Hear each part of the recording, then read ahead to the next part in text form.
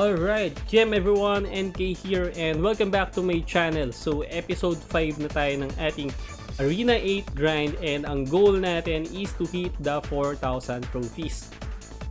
Currently, meron tayong 3-5-11 and gamit pa rin natin ang ating team comp na Psychic, Samurai, and Breeder. Hopefully manalo tayo sa match natin ngayon since panalo tayo twice sa ating last match sa ating last episode. Okay, let's go. Ito kaya mga katapat natin. Yan, meron tayong katapat na Japanese. So, parehas tayong 2-win streak. And ang kanyang team comp is Double Samurai and Grappler. So, since una yung ating unang kanyang Samurai, next ang ating Breaker. So, gagawin natin heal muna. Siguro Dragon Fang. Medyo alangan akong gumamit ng Void Trap. Yun, sayang. Di pala na Void Trap tayo. Gumamit siya ng forget the name of the skill. Pero meron yung debuff na lower the speed and attack of the Sino. So, meron tayong Malice. Magdi-debuff muna tayo. And tsaka tayo gagamit ng Void Trap. So, kahit na gumamit siya ng hindi niya pa rin ginagamit yung kanyang Rising Dragon sa Grappler, no? Or baka wala siya. Tingnan natin. Yan. So, na-counter natin yung kanyang strategy na lower yung ating speed tsaka yung attack. So, meron tayong total of 5 energy. Pa-level na natin ang ating Tron and gamit tayo ng Catastrophe. Siguro Angel Heart na kagad para ma-roll ng ating skill. May Tachi at yete yung merong ano guys Reflect. Yun, 159. Pero patay na ang kanyang Samurai sa front. Okay, kalahati na yung buhay ng ating Breaker and ating Samurai. So, turn 7. Palagay ko naman sana hindi niya mapatay itong Samurai na yan.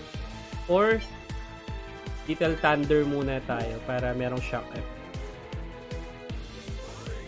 Yun, so wala siyang Rising Dragon. Okay. So sacrifice ng ating front dito. Hindi na tayo gagamit ng and una ang ating Breaker. And 5 energy. So, over Cyclone tayo. And then, yan lang muna. Medyo kinapos tayo sa energy guys. Pero so far, okay lang yun. Bawi tayo next turn. Yan, masakit itong gamit ng kanyang Samurai. Cravings, speed down, and attack down. Nabuhay pang Breaker. Una ang Breaker. So, 6 energy. Gamit tayo ng Catastrophe and then ng sinisave natin yung ating Angel Heart net for next. Since full HP pa rin naman ang ating Psychic. Okay. So, it's down to 1 versus 1 with Psychic versus Grappler. Advantage tayo dito in terms of HP and di pa naman siya gumagamit ng special skill. So, 60 na special gauge energy na lang yung kulang natin to activate our Armageddon. So, this turn, Tron tayo. And then, Little Thunder. 40. So, kulang pa ng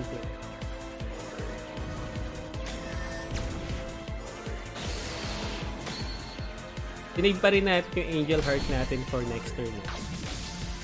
229. 227, 500. Yun, naunang kanyang Grappler. Palagay ko sa ano niya to. Yun, sa Beater na passive skill. Medyo alanganin, baka ma-clutch tayo dito. Gamit tayo Angel Heart, Tron, and then Little Thunder. Nako, GG tayo. siyang 3 damage, no? Tapos hindi pa siya mamamatay. Kasi gumamit siya ng kanyang special skill. Ayun nga. Ito na nga yung kinatatakutan natin. Naklatch tayo ng grappler, mga kapatid. So, kinulang tayo sa damage. Natalo tayo ng 3-2 trophies. Medyo nakakaya yun. Pero ang ganda-ganda yung naging laban niya. Goods din pala yun, no? Dalawang samurai and then back yung grappler. And then beater yung kanyang passive skill. Di pa tayo makapag-roll kasi nag-iipon tayo na Q-coin and gold to upgrade yung level ng ating seed. Pero meron naman na tayong naipon na soulstone. Meron tayong total of 81. Kung mapapa-level natin psychic twice siguro. So mahal kasi, no? 32. Di pa tayo nakapag-top up ulit. And then focus din natin pa-level 20 na nga.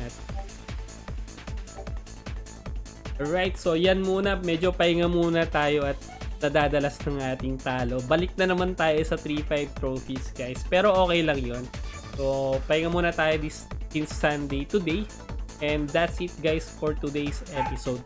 Thank you for watching, guys. If may questions kayo, don't forget to subscribe para updated kayo sa ating Project Sino content. And comment down below your questions. Try natin sagutin lahat ng katanungan.